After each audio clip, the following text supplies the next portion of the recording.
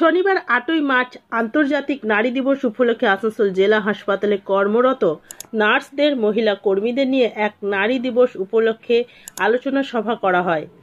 এই অনুষ্ঠানে উপস্থিত ছিলেন আসানসোল জেলা হাসপাতালের super doctor Nikhil Chandra Das, ADM Sanjay Pal, মুখ্য স্বাস্থ্য আধিকারিক মোহাম্মদ ইউনিস, পুলিশ আধিকারিক এমটিএস এর অধ্যক্ষ রমা গাঙ্গুলি, হাসপাতালের বিভিন্ন বিভাগে কর্মরত নার্সেরা। Green Asansol, clean Asansol.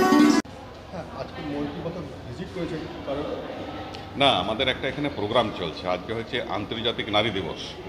তো জেলা প্রশাসনের সহায়তায় সেই একটা অনুষ্ঠান আমাদের এই আসানসোল জেলা হাসপাতালের ট্রমা বিল্ডিংয়ের উপরে হচ্ছে।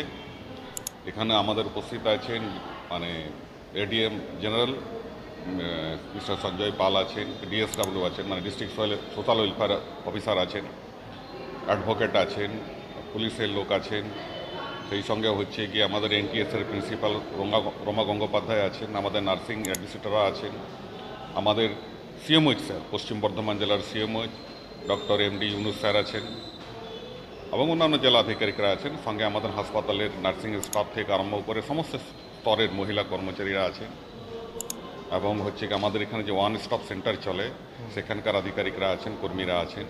তো তাদেরকে নিয়ে আন্তর্জাতিক নারী দিবসে একটা প্রোগ্রাম চলছে নারী সত্যায়নের ব্যাপারে।